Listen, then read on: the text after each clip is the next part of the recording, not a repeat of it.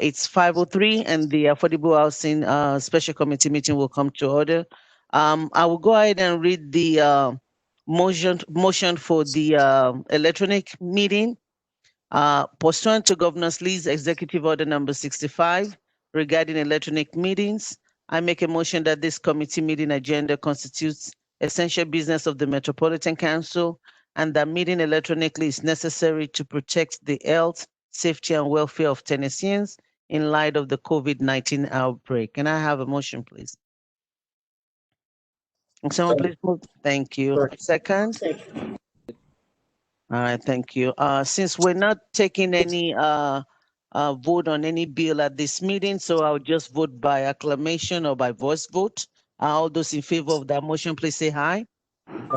Aye. Thank you. Any opposition? Any abstention? Thank you. The ayes have it. So when we first decided to do this special call meeting, we were going to look into BL 2024-56, and we wanted to have the opportunity to talk some more about it and to give ourselves a lot of time to discuss the substitutes bill that is attached to the ordinance. As of this afternoon, I was not able to get the substitute bill sent to all of you for us to look at, and so we will not be taking that up. We will be having our regular Affordable Housing Committee meeting on Monday, and we do have more than 15 minutes, so I've looked at the schedule. We will be after Budget and Finance, so that will give us enough time to actually discuss the ordinance as well as the substitute. So that works out okay. In the meantime, I asked Ms. Judy Tackett to come to the meeting. I wasn't sure how much time we'll be able to give her, but I'm glad that now we actually have more time. Many of you have been receiving emails about the encampment. There's a lot of issues getting cold, and I felt like this is an issue that cannot wait any longer. And we wanted to know what the administration is doing and what are the efforts that are going on relates to our homeless population in Nashville. So we have Miss Judy Tackett with us. I believe we have Miss Davis and Miss Dillashaw. I hope I pronounced that right. My apologies if I did not.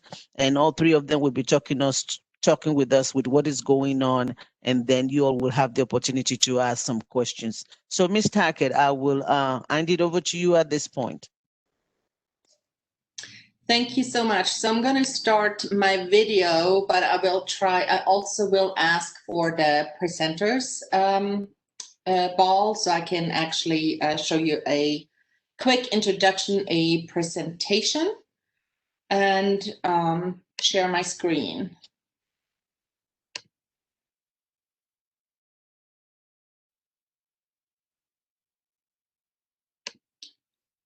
So if you could let me know that you can see my screen, that would be fantastic. Can you all see my screen at this point?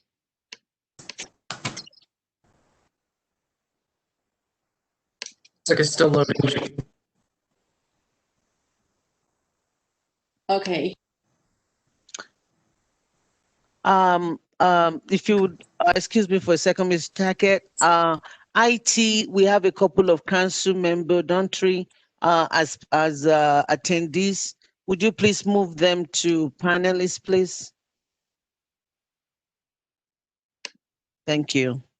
And I think Buckley Allen is calling in from a cell phone number 498-3235. If she can be moved as a panelist as well, I appreciate that. Thank you. I think it's up for me now, Judy. So okay. For everybody. Okay, great. So what I want to talk about real quickly, just give a quick overview of what we are doing, and then move through this swiftly so we can go into Q&A and actually focus on what you're interested in. So one of the things I just always want to state that we actually know how to end homelessness. It is affordable housing with appropriate services that are targeted and engage a person at their level with the right service intervention. And then also these services need to include looking at a person's income to sustain the housing long term. And income can mean a full-time job. It can mean a part-time job. It can mean also linking people to mainstream services like Social Security, food stamps, ongoing housing subsidies. Just the basic needs need to be met, and that's what we're talking about. It's something that all of you know, but we cannot stress it enough that while it seems simple, it is complicated to actually make all this happen. So here I want to talk specifically about what homelessness in Nashville looks like. And all of you by now have probably heard these numbers before. So every during the last 10 days in January, the federal government requests communities conduct what is called a point-in-time count. And this point-in-time count provides trends over several years. And it also looks at basic demographics. It is a snapshot and it has limitations, but it also serves as an ongoing measure that, together with other data sources like homeless management information systems, also school data, can shape a fuller picture of what homelessness looks like in our community. So what this slide shows you is that on the night of January 23, 2020, 2,016 people were counted as experiencing literal homelessness in Davidson County. Literal homelessness is what I'm focusing on in this conversation today.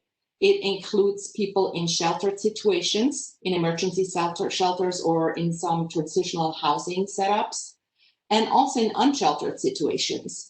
Sleeping on the streets, in encampments, in cars, and in other places not meant for human habitation.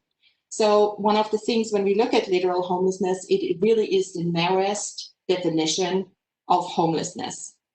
Over the past 4 years, so since 2016 to 2020, our overall count, that snapshot, has actually decreased by 15% in Nashville. Between 2019 and 2020, we have seen this more or less a stagnation. So that's kind of the situation where we went into COVID. So homelessness during COVID has become, as you all know, very complex. In April, Metro opened a shelter at the fairgrounds to assist the Nashville Rescue Mission with the implementation of social distancing policies, and also giving people that experience homelessness and are living in shelters the ability to force social distancing.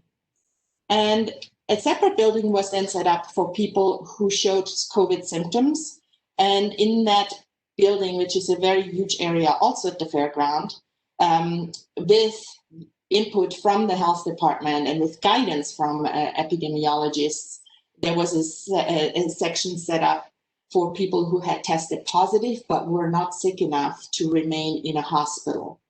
In June, Metro then opened a second shelter for women at the municipal auditorium. And I have also looked very much at encampment responses. So in March, we pulled all outreach groups in the community together to work on establishing food drop-offs in encampments. The reason we focused on food was because it was the first time that I've ever done this work that I have seen people go hungry. COVID really has stopped abruptly some services and some assistance like food, where people can get food and access to food. It also changed and made homelessness more visible because libraries closed, waiting rooms, and I'm talking about doctors' waiting rooms, I'm talking about any type of services waiting rooms, I'm talking about when churches closed their services for people. It also included the assistance services and food services for people experiencing homelessness. And that impacted that people not only didn't have places to go and stay and hang out, but also lost a sense of community.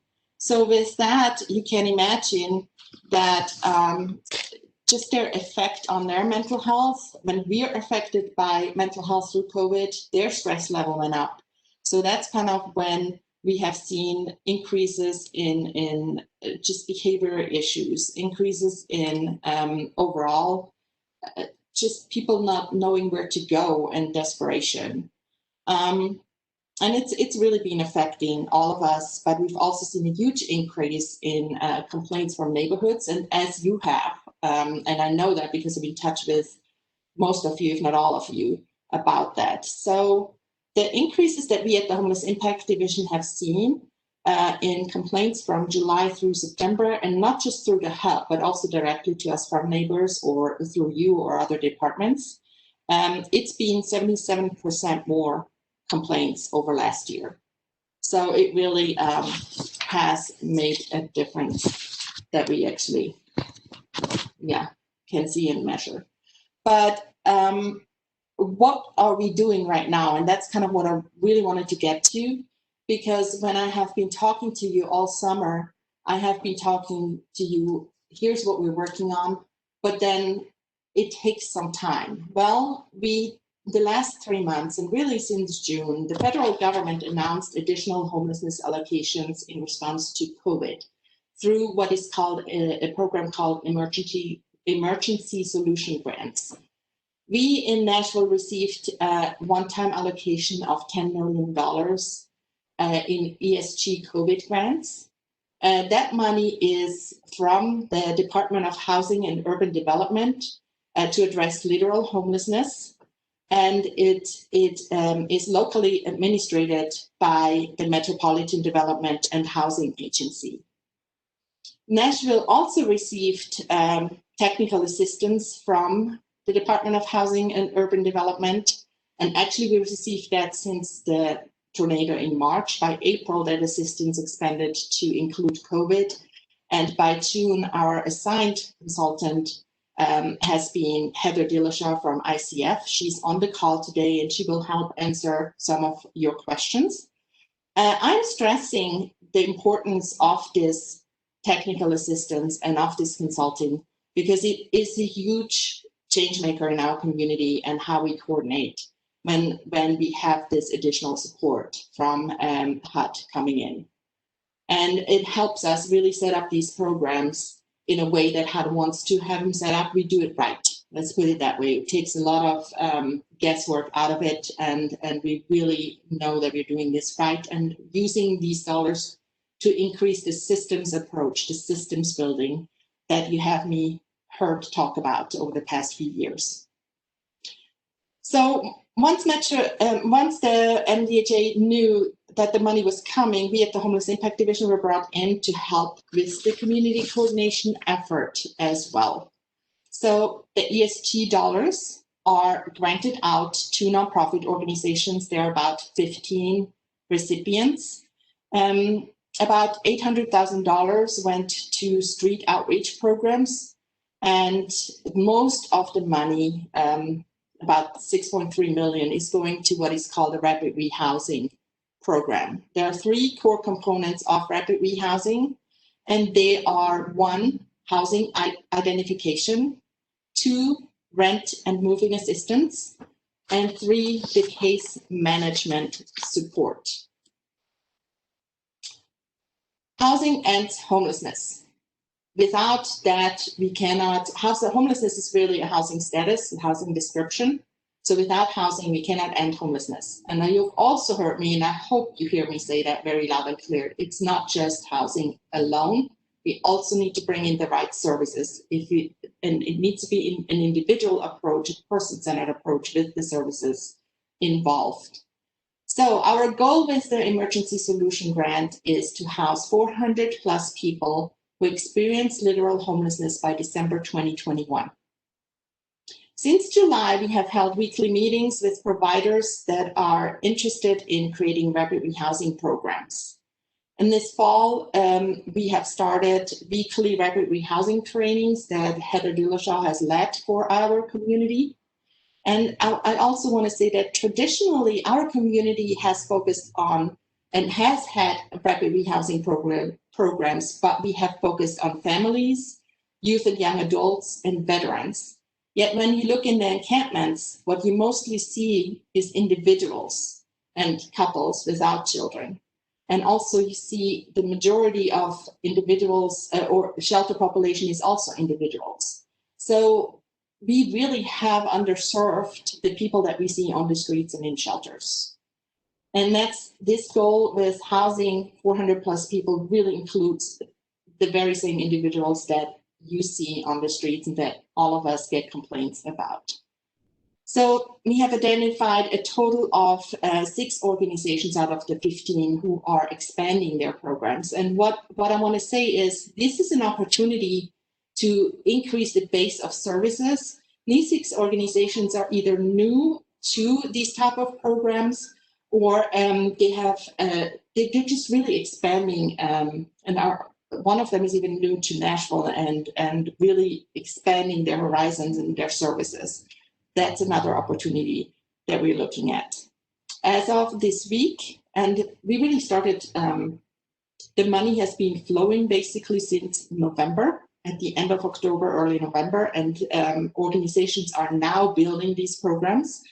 And we are in the 2nd week of November and have already identified, and through a prioritization effort, 70 people, 70 households that are actively working with nonprofits towards housing.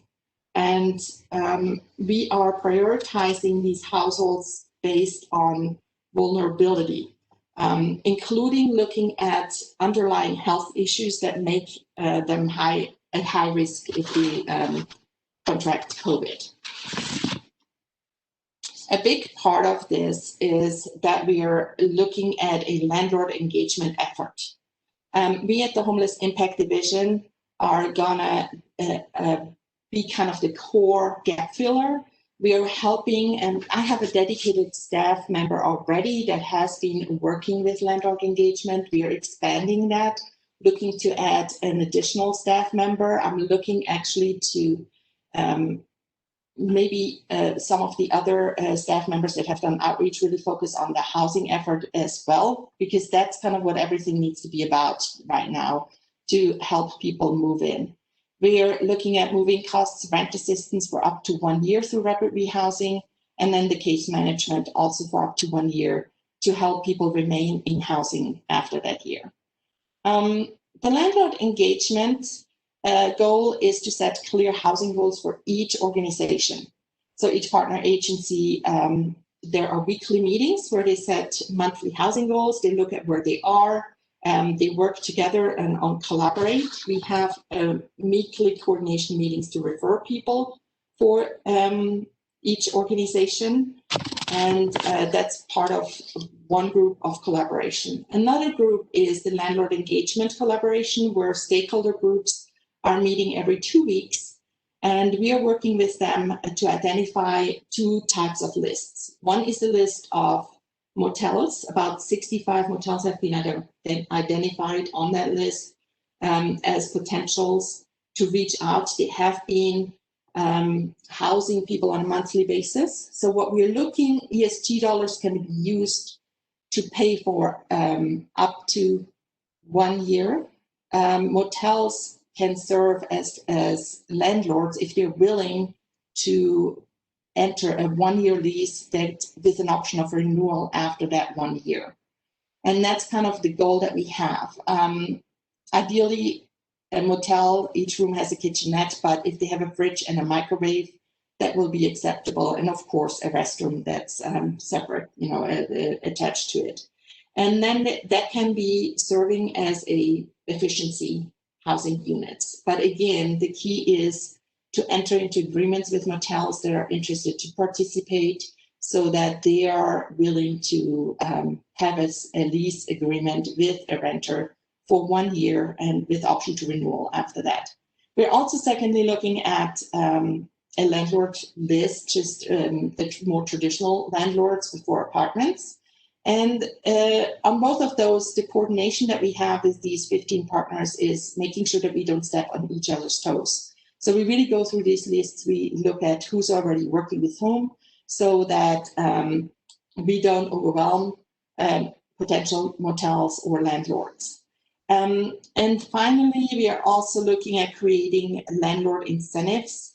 For example, we will be having a designated phone line for landlords, and we are looking at a mitigation fund that could pay for potential damages at the end if the lease is up, or just to assist landlords and giving some incentives for them to participate in our efforts. I'm now at the end of the presentation and want to open it up to Q&A. But before I do, I really want to go through what I have listed here as resources. One is we at the Homeless Impact Division, we have started to publish a monthly report for our Homelessness Planning Council. And they are very extensive and they are posted online. So you can see that a monthly report, I can send these links out to all of you. And actually, all of you are already on the monthly Continuum of Care newsletter, which has a link to this monthly report. So there is a lot of information that you can dig in a little bit deeper, also in terms of data and personal story and what that means. And then I know that there will be a lot of questions around cold weather approaches. And as every year, there is a website, coldweathernashville.com. On that website, you find all the information. You find the Metro Overflow Shelter Plan separately. And this is a website that really posts every year the Cold Weather Community Response Plan, which outlines the Nashville Rescue Mission, Room in the Inn, Launchpad, and other partners' winter responses as well. So I just want to end here with the presentation and just give it over so we can go into Q&A. And I will stop sharing the screen so I can actually see you as well.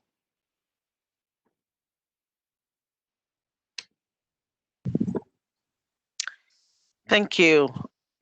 Council members, if you have questions, if you would please raise your WebEx hands. I'm looking. Let me start you off, Ms. Tackett. I know you talk about some of the programs that you want to do with the landlord and the housing. Has this started? Have we started moving individuals into this program? What is the time frame that we're looking at? I mean, the weather is getting colder. We get emails about encampment every day. And so this cannot be a long range plan that will take a long time. So since the money is here, what have we done? What timeline are we looking at? Can you speak to that, either you or Ms. Dillashaw? Yes, so 70 people have been identified for housing, and they're working with nonprofits right now on moving into housing. And when we say the goal is to house 400 plus people within 12 to 15 months, really, then that means we're going to push as hard as we can to actually get them housed as quickly as possible. So Heather, if you want to add something from your perspective on that. Sure, I'd be glad to. Thanks, Judy. And thanks to all of you for allowing us as head TA to be a part of this conversation tonight. So I understand the concerns around the cold weather and making sure that folks are where they need to be safe. What we know about winter shelter is the very best response is permanent housing, period. Right? So we want Nashville to get to a place where your winter shelter efforts are no longer needed because you have enough permanent housing, right? So that folks don't have to be outside anymore. I wish that could happen overnight, that we could house 400 people tomorrow. That isn't possible. What is possible is that over the next 12 months that we will house 400 people. What we're doing right now is identifying the most vulnerable of the folks who are outside so that we get those folks into housing now, right? So the folks that are most at risk for COVID and a number of other things, right? Those are the folks that are going to go in first. And we will move down that list until we get as many people in as possible. But the goal is that the folks who may in the past have needed those winter shelter options because they are so vulnerable will be in housing and will not need that winter shelter option this winter. It doesn't mean there's not still going to be a need for that, maybe for some folks. The other piece that I know y'all are aware of is that shelter is hard for some folks and they're not going to choose to come into shelter. Those are generally the folks that are more vulnerable, but they are also folks that are not able or will not choose to be in a shelter for a number of reasons. Being in shelter is very hard. many of you have ever stayed in a shelter, but it is a challenging place to be. And if you are already in crisis for various reasons, coming into shelter, it can sometimes exacerbate that. So what we're doing is the outreach workers that are already there have been expanded. Judy said a little bit about the dollars that have come in for outreach. We are expanding. There is, Judy, correct me if I'm wrong, but I think it's a 4 to 5 person new outreach team. Yes. That is being coordinated by Park Center, that is doing intensive outreach for folks who are in the encampments to help us identify the most vulnerable, so that right now, the second week in November, we have 70 people identified. Next week, we're going to have more people identified that are still, at the top of that priority list, to help those folks continue to move forward. I will say, and I hope all of you can hear this, is the providers in Nashville have really stepped up. The nonprofits have really stepped up to really expand their reach, to expand the ability of their staff and their capacity to really move toward permanent housing for folks. So it's been really wonderful to see that commitment from your nonprofits. It's really been inspiring, and they're working hard to move as many folks in as quickly as we can. The other piece of that, right, the balance of that is that we also want to do it sustainably, right? So we want folks who are working with them to have the capacity to do that well, to provide those supportive services that are needed and not overwhelm those case managers all at once, right? So it is a balancing act for the agencies as well.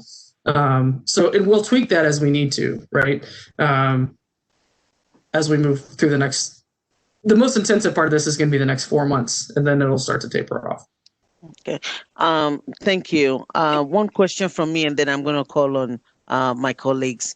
My understanding is that part of the COVID money could actually be used to build or buy building, a permanent housing that would be like a big place for different people. Is that part of the plan in this case, or are we just working with structures that are already in place, or is that part of the discussion in any way?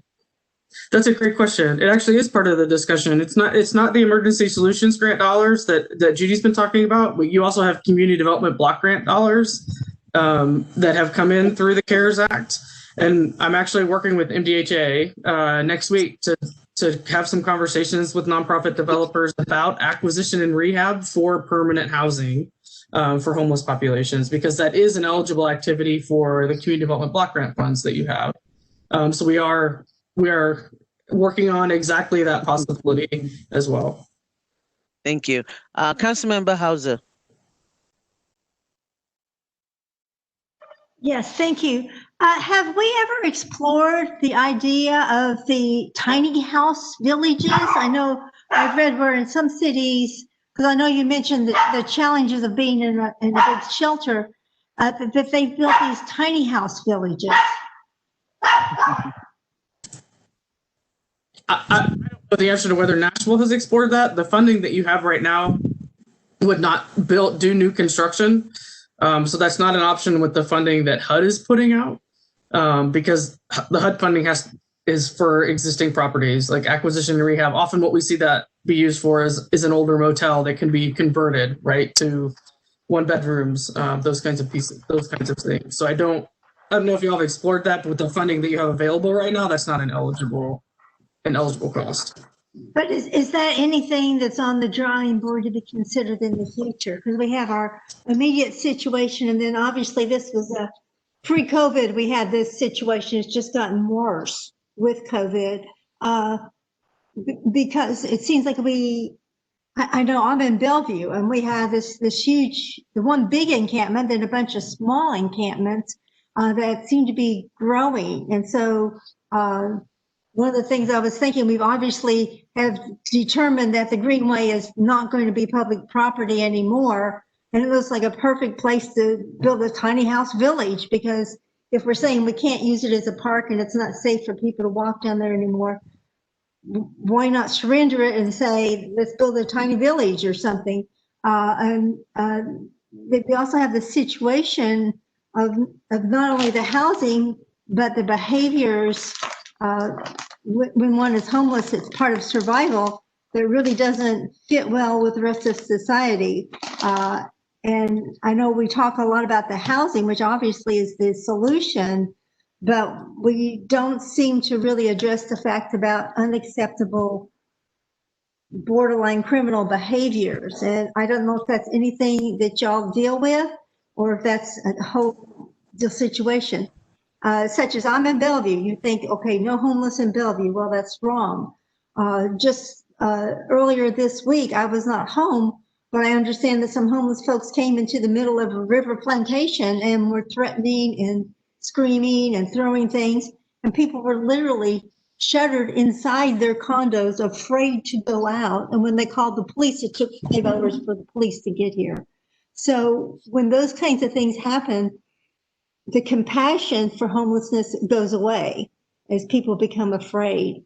And one of my concerns is not only addressing the homeless situation, but the fact that as this continues and escalates, we could end up having some citizens take the law into their own hands, and that would not be good for any of us. So I guess right now I'm experiencing a lot of frustration from my constituents regarding this. I understand that, and that that is a common feeling, I think, in places where encampments are visible. The very best thing we can do is get folks out of crisis, which means get them into housing.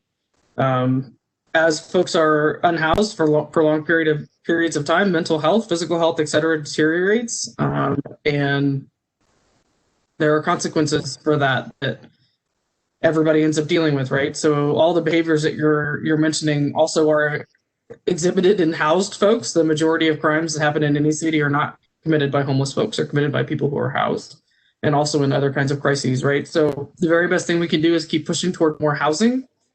Our hope is that this housing surge that we're doing with these dollars, and my guess is that some of the folks that are living outside near where you live, down in Bellevue, are going to be a part of the people that get prioritized because they're outside and they're known to the outreach workers. Is that the more of them we can get into housing, the less those behaviors will be evident, because their crisis will be resolved and things will calm down. And I want to add, that's kind of when we look at, the quicker we can identify people when they lose housing. And it's kind of this term of chronic homelessness. It's a specific definition. It's about the length of that people experience homelessness with a disabling condition, including mental health issues. And that's usually the population that you just described, with where eventually you're going to see behavioral issues. So the quicker we have, that's kind of when we look at systems building. When you hear me talk about systems building, it's really the programs need to work together so we can interrupt this cycle of once people are on the streets, they remain on the streets. I also in the presentation have addressed the fact that Nashville has not really invested in individual homelessness when people didn't fit the youth or veterans definition. And that's kind of what we need to do. On the tiny homes, there have been over the years multiple interests and conversations, but it always, I'm not on the development end, and it always is a question of the affordable housing and the funding of the affordable housing. That has always been kind of the barrier. I am distinguishing very heavily between micro homes and just a shed on wheels. Basically, we really need to build the community with it and the services with it, again, to disrupt that cycle. And those are the conversations. And frankly, we've had the conversations, council member, and you understand it. So I really appreciate your support and your continued conversation. Councilmember Toombs. Thank you, Chair. I have a couple of questions. One is, what type of assistance is available to folks who are already in hotel rooms, but they're struggling to pay to stay in the hotel room? And two, I see people who are not in encampments, but they're by themselves, they're on the corner or in whatever other location. am I to assume, because you said you've identified, I think 2,000 people, am I to assume that you've identified that that person is out there on the street, or is there some type of number or something that I can give to that person? Because I have given my card to a few folks, and I've been able to help a few folks that way, because I hate seeing someone who's out on the streets and I do nothing. So I want to know, what can I do? How can I connect them to you? Yes.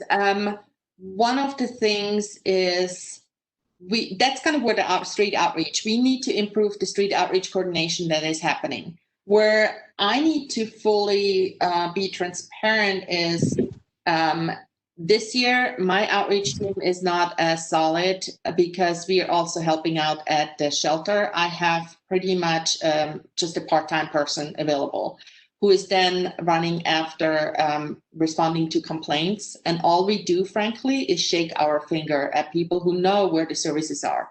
So a lot of people that you encounter will know where the shelters are, they will not go there. So what my effort is working with these outreach teams that are forming right now, also with these additional funds, to see that we can set standards for outreach. So then that should include, and I'm looking at that, if it includes a phone line for the social services piece on the streets. That's what I actually, we have been talking about. That's one of the things I'm exploring, who then would, because when a line is set up, then there needs to be a response to it very quickly because the person will move.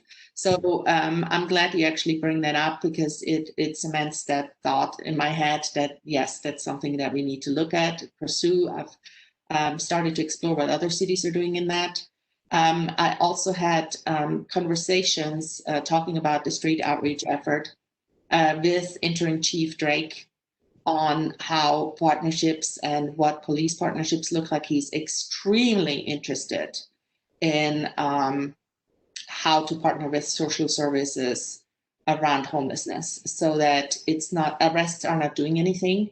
So what can police departments do? And he's very open for this conversation. And that's where all of that is heading as well. So is there a list of the nonprofit organizations that are providing assistance? Because my other question was about the folks who are already, they've gotten into a hotel room but can't really afford to stay there. They're struggling to pay the rate.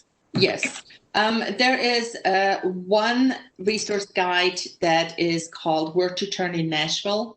I will send out a link.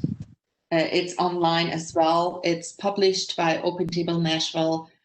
It lists all the nonprofit organizations that provide services.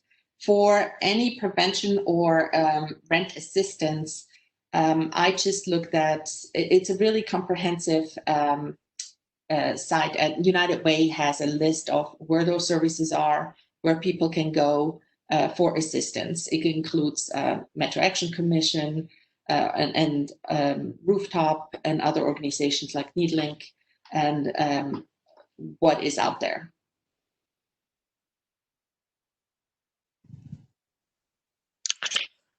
Thank you. Councilmember Chums, is that it? That is, thank you. Thank you. Councilmember Hauser, your hand is still up. Do you have a follow-up question? Sorry, I forgot to take it down. Thank you. I don't see any other hand up, but Miss Anna Davis is here. I guess my question is, as we're working with people that are in a campaign and we're looking at long-term solutions to be able, we know this is going to take some time. Obviously, we're not going to be able to move all of them. And so would you be able to share with us, and I don't know if you do know that part of it or not, but if any of you knows what's happening with the people that are not going to be able to make it into a house, are we getting them to the shelter, and what is our cold weather response looking like for this year? While we're at it. Oh, and David. Oh, and I'll let you answer that, and then I see Councilmember Rosenberg's hand up. Councilmember Rosenberg, do you want to ask your question, or do you want to wait till that is responded to? Thank you, Madam Chair. I'm happy to wait. Okay, all right. Okay, so this year we have as I said, this website that I listed, coldweathernashville.com, if you can always go on there, it lists when the Metro's cold weather overflow shelter is open.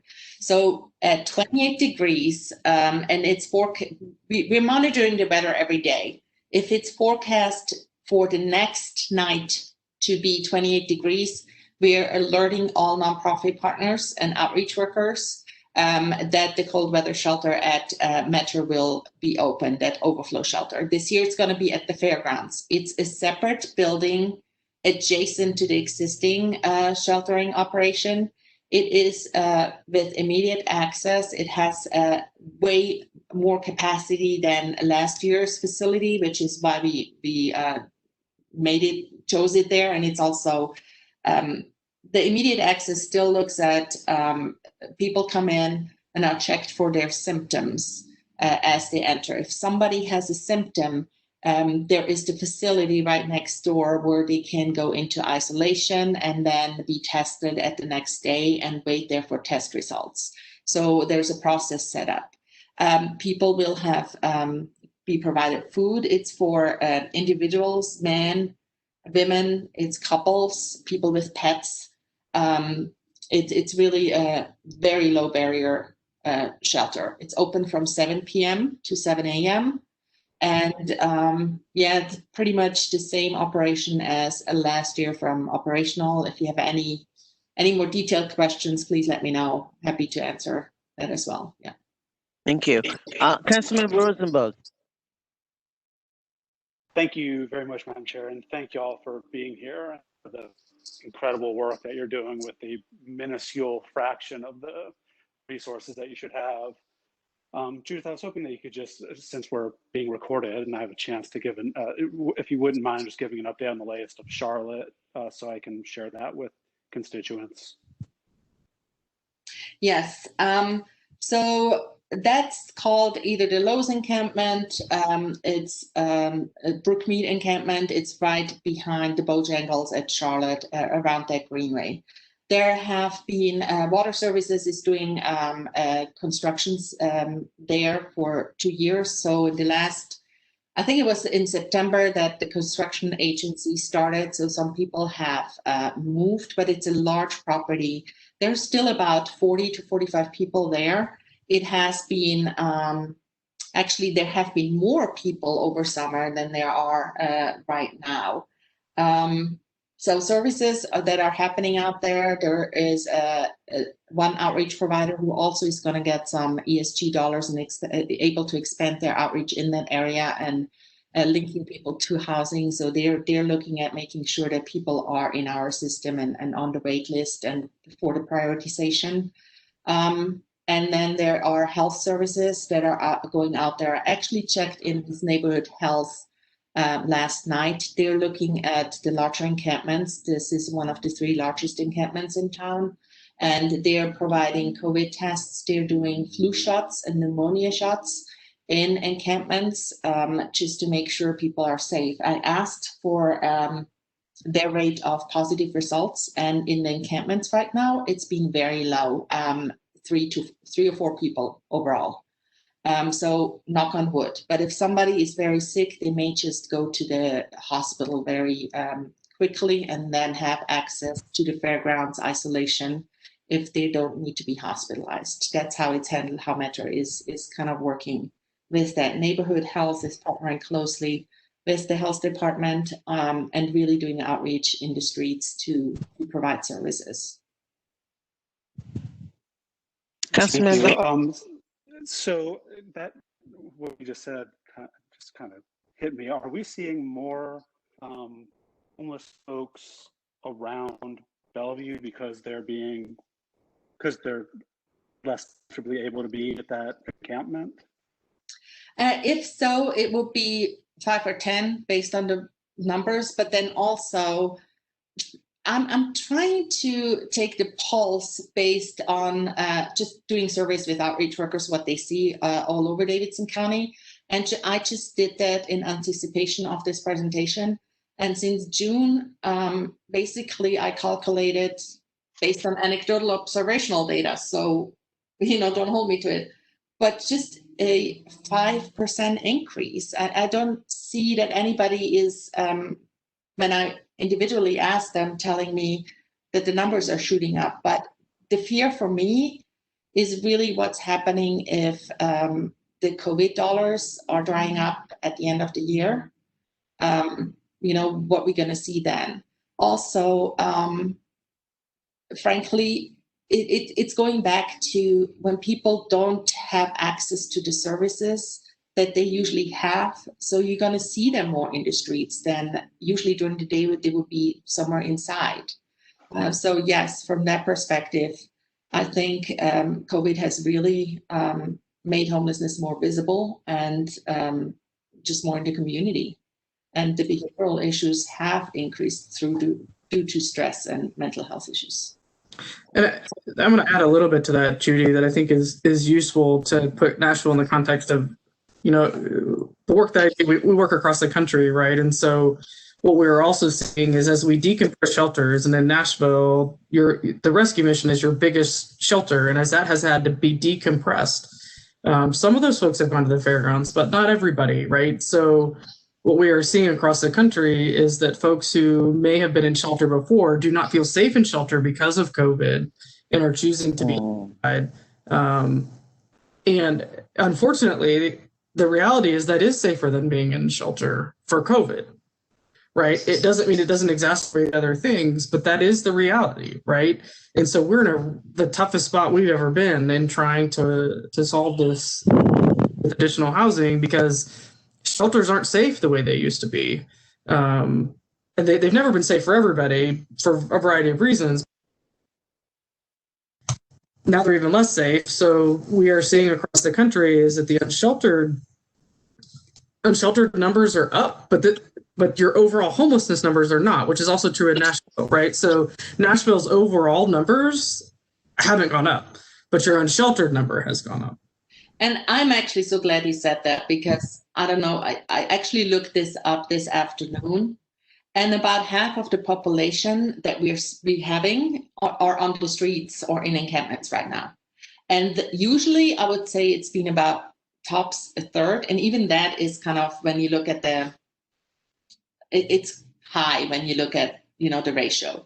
But yeah, that's absolutely true. I just looked that up. Yes. It's about half of the population that is on the streets and shelters, that, a lot of that portion would be in shelters otherwise. Councilmember Rosenberg? That's fascinating. Thank you so much. Thank you very much for that. I will add one more. Councilmember Rosenberg, I just wanted to address one more thing and give a shout out to our Metro Police, that as the great work of Heather and Judy is helping to house people, we know that there's a lot of debris that gets left behind and trash. And so MMPD just hosted a big cleanup effort in partnership with Public Works and a couple other departments to clear out one of the other encampments, and obviously not moving people's belongings, but really working with anyone who's living at the encampment to clear out any trash and just try to increase the quality of life for the neighbors or anyone coming to the park. And so we're looking to do something similar with the West Precinct out at Brookmead, and taking the learnings that we had from the downtown precinct. So that will be in conjunction once the residents are moving out, that we will also make sure to try to rehab what's been left behind for that, especially that park usage. Thank you. I know that Councilmember Hauser spoke about Bellevue, and Councilmember Rosenberg talked about Charlotte. I guess the one that everyone has been emailing about, and if you would talk about what's happening there, is the Jefferson Street. Judith, would you speak to that? Yes, that's one. In September, we had effort, brought a lot of organizations together to do a service effort there, and making sure that they are all on the prioritization list, like in that those tools that we are using to prioritize. So that has happened. then the Salvation Army has really increased their outreach since the beginning of COVID. They have actually not traditionally done a lot of outreach, but have really beefed up that effort. And Jefferson Street Bridge is very high on their list. I have been in touch with, there's also mental health services that we're bringing in. The issue there, that is an encampment that I'm super concerned about. If we were, we just need to really focus on the housing pieces, what we can do, and see how it all, how it all distributes right now, and if we see movement in the next couple of weeks from people down there. I have also urged and tried to find locations or faith-based communities just to see if there would be somebody willing for offer smaller shelter, because they are not going to the large shelters. They know where they are because we've tried that. They're not moving there. So that's kind of, and then with congregations and churches right now, they're struggling. They're not having their services, and I think there are some legal issues why they're not, being able to do their usual services. Room in the Inn, for example, through the cold weather, they usually have 200 congregations that work with them through the winter shelter program. This year, it's just a very, very low participation rate from congregations because of COVID. So that's just where we're stuck. We really, I'm feeling the desperation there, and we just need to focus on the housing and the services and continue all of that effort. My understanding too, Judy, from our last meeting is that some of the folks we've identified in this first high vulnerable some of those folks are in that encampment. Councilmember Porterfield.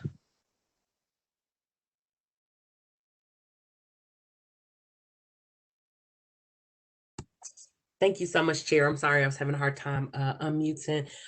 My question is a little bit similar to Councilmember Toombs' question earlier, but just taking it one additional step. A lot of our constituents will reach out and say that they've seen unhoused individuals in the community, and they have concerns about what they should or should not be doing to try to help support them. And I know that, they may not have that resource book to share with individuals as they're coming across unhoused people in our community. So what should the community be doing as they're coming across individuals? How can they help support? We get a lot of concerns sometimes about panhandling and aggressive panhandling. And, there are some people that are genuinely concerned about the well-being of the individuals. And then some people are concerned about what they perceive to be happening with their community when they are encountering individuals. So what should our communities be doing? And one of the things that, I don't know how to formulate it, because it's not, there is not the quick solution where I can say, here's where you go and then they get housing. But one of the things when I engage with neighbors and talk about it, I look at what are the services in that community, who is in that community. So, a lot of times it's a church that has taken some leadership around homelessness, and just connecting the people to that service to help volunteer there and support what they're doing. And the other thing is ask the person's name, get to know the person. But it's also, that's up to the individual how comfortable they are with that. But if they really want to help, I think it's helping building that community, helping with that. I also have talked to people that have built relationships with people experiencing homelessness, and then they call me and somebody may be willing to work with the service, and then we can link them to service quicker and more effectively. So it seems simple, but it really is about, let's see what the person needs and wants in a moment to help build that relationship, give them hope. A lot of times it's that hopelessness that lets people act out and not access the services that are available. And so maybe that's if somebody's comfortable to doing that. Or the other thing is just get involved with a nonprofit or with a church that, especially in that neighborhood, has some of the leadership and works with the homeless community. Thank you so much. One thing that I think that I want to take away from this, and I want to encourage Judith, is that phone line that you're talking about. I think it would help a lot. I think if there's a dedicated number that if I see someone on the street, I can say, call this number, somebody will help you. I think you can do that at this, not necessarily call somebody to come and pick them up or to come and, but maybe even just to give them a number to say, here's a number to call where you can actually get help. That's something that all of us can do. We know we have unsheltered people in encampments, but what about the ones we just see under the bridge today and then they're not there tomorrow, and they may not know where to go. And I think if we can have that kind of hotline or phone number that can be manned, that can, even if it's a voicemail that we say, based on your location, something that we can actually do immediately. I think that's something that I think we should work on. I think that would help a lot as people are coming into this situation. I will also ask, if you don't mind, if you will please share that presentation with us, as well as the link to those resources. And I'm encouraging my colleagues to share this information out as well in your newsletters, on your social media, of the resources that are out there. We know that this is a very tough year, and because of COVID, like you said, people usually go waiting rooms and in churches, and they're not able to do that anymore. And so we're seeing a whole lot, and hopefully maybe just having that information out there, we will be able to do more. I'm still interested in the cold weather effort. I'll go look at that some more, and if we need someone to come and speak to that, we may have somebody come back and talk specifically about that, because that's something that we need now. And the people that we're not able to house, we still need to be able to get them to a shelter or find them a place. Ultimately, that's what we want to do. So, Ms. Tackett, I see that you raised your hand. Yeah, You're recognized. yes. I do have also an ask. First of all, I really appreciate every single one of you to pay attention to this issue. And my ask is, please continue paying attention. Please feel free to reach out to me with questions. You don't have to wait for a presentation. I'm here for you. And please help me think through sustainability. We have these $10 million that have to be spent, and it's one-time funding, and they have to be spent by September 2020. We need a plan. What are we doing after to sustain what we're doing, to increase what we're doing, when this works, when we see how this works, we're going to see how this works for people, then it's kind of, how can we replicate it? How can we improve it and build that system and continue? And I cannot do it alone. I need your help. I need the Metro Council.